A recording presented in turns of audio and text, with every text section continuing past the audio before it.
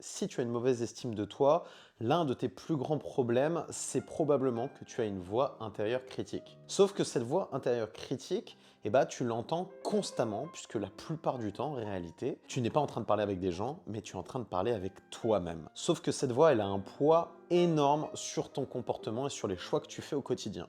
Par exemple, si tu évites de parler avec cette fille ou ce gars que tu apprécies depuis un moment, ta voix, elle va te dire non, si tu vas le faire, tu vas te ridiculiser, n'y va pas, tu vas te faire rejeter ou abandonner. Et à la fin, tu ne vas pas lui parler et peut-être que c'est une occasion que tu ne retrouveras pas. Pareil pour ce projet que tu as, que tu n'oses pas lancer, mais je vais me ridiculiser, que vont dire mes proches, et au final, tu ne vas pas le faire. Cette voix, je la connais parfaitement parce que j'ai été face à elle pendant toute ma vie. J'y ai fait face quand j'ai décidé et quand j'ai demandé à mes parents de m'envoyer en internat alors que j'avais peur de me retrouver seul. J'ai eu cette voix quand je me suis lancé en prépa en sachant que ça va être extrêmement difficile. J'ai eu cette voix quand je me suis dit que je voulais partir à l'étranger, quand je devais faire face à des environnements que je ne connaissais pas. J'ai eu cette voix quand je me suis lancé sur les réseaux à créer du contenu. J'avais peur, j'étais pas à l'aise. Bref, je connais parfaitement cette voix qui peut être extrêmement critique et qui peut te freiner. Cette voix, pourtant, elle avait un but évolutif. C'est-à-dire que, en tant qu'espèce, le langage a permis notamment à notre espèce de se concerter, de s'organiser pour permettre notre survie. Cet outil aujourd'hui va à l'encontre de ta propre évolution parce que tu as un biais négatif, tu as un biais de confirmation qui va venir maintenir tes comportements toxiques. En fait, ce bavardage intérieur va non seulement détourner ton attention de tes comportements, mais en plus, ça peut influencer tes relations avec les autres. Parce que tu vas affubler les pensées des autres de tes propres pensées négatives. Donc tu vas mettre des mots chez les autres que peut-être eux-mêmes n'ont pas. Donc tu vas accumuler de la colère, de la tristesse, de la peur. Et ça va exploser quand tu vas être avec les autres. C'est pour ça que tu vas utiliser du sarcasme, c'est pour ça que tu vas utiliser du passif-agressif avec les autres, parce que tu as ce bavardage intérieur toxique. Et ça, c'est déjà quelque chose qui a été observé par le passé, avec Sénèque notamment, qui expliquait qu'il était judicieux de développer une voix intérieure qui était sage, et non pas une voix intérieure qui est critique, qui va se baser uniquement sur tes émotions, et non pas sur des faits factuels. Mais alors, comment concrètement tu peux arriver à maîtriser et changer cette voix critique que tu as au quotidien? Déjà, ça va être de savoir mettre ton focus sur ton comportement. La seule chose qui importe, c'est ce qui est observable. Tout ce qui se passe à l'intérieur, de toute façon, tu ne peux pas le contrôler. La seule chose que tu peux contrôler, ça va être ton comportement verbal et non verbal. Donc l'enjeu, ça va être de choisir des situations de ton quotidien et de te dire, là, je vais porter mon attention sur comment je réagis quotidiennement. En faisant ça, tu vas avoir l'observation des faits et donc tu vas pouvoir changer ce que tu fais quotidiennement. En changeant ton comportement, tu vas avoir une rétroaction de ce que tu ressens à l'intérieur. Et c'est la répétition de ce changement comportemental qui va te permettre de changer cette voie critique. Je vais donner un exemple avec ma difficulté que j'avais à mes débuts quand je faisais des formations et des conférences. J'avais du mal à être confiant vis-à-vis de ma prestation face au regard des autres.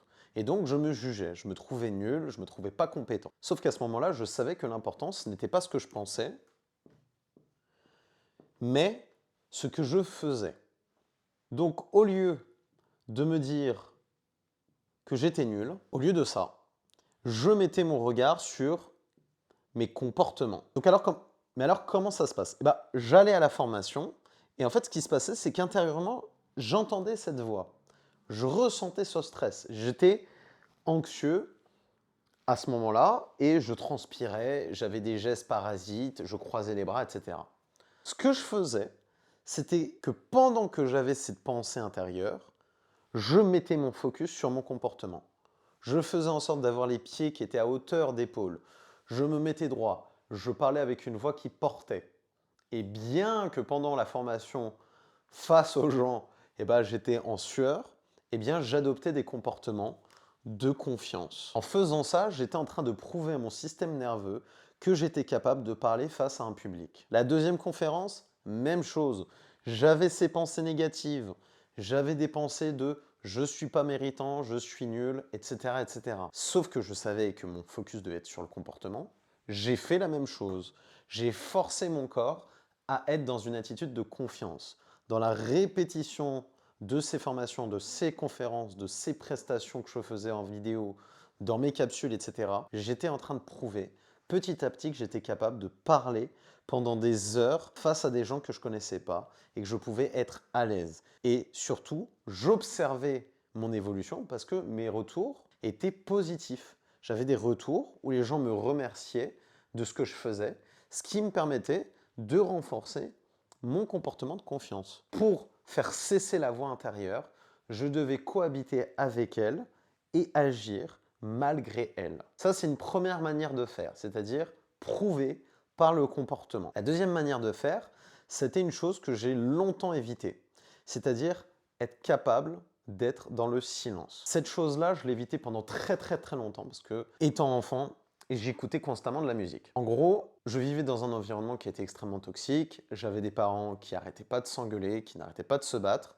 et pour me sauver, ce que j'avais trouvé, c'était la musique, puisque j'écoutais de la musique et ça me permettait d'être dans ma bulle. Sauf que ce comportement de survie m'empêchait de développer justement une voix intérieure. Comme j'évitais cette confrontation avec cette voix intérieure, parce que je me disais, si j'ai pas de musique, je vais être dans un environnement où il y a un danger, et bah ce comportement, je l'ai appliqué sur toute ma vie. Et j'étais constamment surstimulé avec de la musique et avec de la dopamine. Sauf qu'à un moment donné, la personne avec qui j'étais à l'époque m'avait dit « Qu'est-ce que tu penserais de faire un séjour dans un environnement avec que du silence ?» Ça, c'est les séjours initiatiques, notamment bouddhistes, qui pratiquent le silence complet. Et bien la première chose que j'avais répondu, c'était « Ça sera un enfer ». Et j'avais pas fait le lien vis-à-vis de ce que j'avais vécu dans mon enfance. C'est-à-dire que j'avais associé le silence comme quelque chose de dangereux. Mais une fois que j'avais compris ça, j'avais appliqué justement ce silence. Je m'étais confronté à ça à travers la méditation de pleine conscience qui m'avait permis de me connecter notamment à mon corps et de me connecter notamment au silence pour prouver que ça pouvait être quelque chose d'absolument pas dangereux. Le silence m'avait permis de me connecter à cette voix intérieure qui me faisait peur. Et ça m'a permis notamment de reconnecter mes sensations corporelles à ce qui se passait à l'intérieur de moi et de décider sur quoi je mettais mon attention. Et ça peut être très simple, ça peut être des petites routines que tu peux mettre au quotidien, comme poser ton attention sur les sensations de ton corps en partant de la base de tes pieds, mettre ton focus sur cette sensation et ta respiration, et remonter à travers ton corps petit à petit. Et en fait, ce qui va se passer, c'est que ta pensée va venir s'activer. Et donc, une pensée va arriver, et toi, tu vas vouloir revenir sur ton corps. Schématiquement, tu vas commencer à respirer et mettre ton attention sur ton corps. Et tu vas commencer du bas de tes pieds et tu vas remonter, et ensuite tu vas redescendre. Sauf que ce qui va se passer, c'est que ta pensée va te sortir de ton corps. Et donc, quand tu vas commencer à ressentir justement cette déconnexion et cette dissociation, ton enjeu, ça va être de revenir à ton corps en revenant là où tu étais. Et ensuite de poursuivre. Et si tu ressors par ta pensée, tu prends conscience de ta pensée, tu dis « Ok, ma pensée est là », et tu reviens là où tu étais, et tu redescends. Et tu fais plusieurs parcours comme ça. Tu le fais tous les jours, pas longtemps nécessairement, mais tu peux le faire 5 minutes ou 10 minutes par jour. Et en faisant ça, en fait, tu vas entraîner ta pensée à revenir à ton corps. Entraîner ta voix intérieure à se reconnecter à ton corps. En faisant ça, tu deviens plus concret et maître de ton corps. Parce qu'aujourd'hui, ta problématique, c'est que ta voix intérieure, elle te contrôle. C'est non seulement de redéfinir ta voix intérieure qui était critique, mais maintenant de l'utiliser. Tu peux décider de ce que dit cette voix pour toi et de ce qu'elle va venir t'apporter. Par exemple, moi, ce que je me dis face à un événement, face à mon parcours entrepreneurial, c'est que par le passé, j'ai déjà vécu des moments difficiles qui ont été longs dans le temps. Et je suis capable, par preuve de ce que j'ai déjà fait, de faire ce même chemin et je sais que j'arriverai malgré la difficulté. Cette voix intérieure, je l'ai transformée.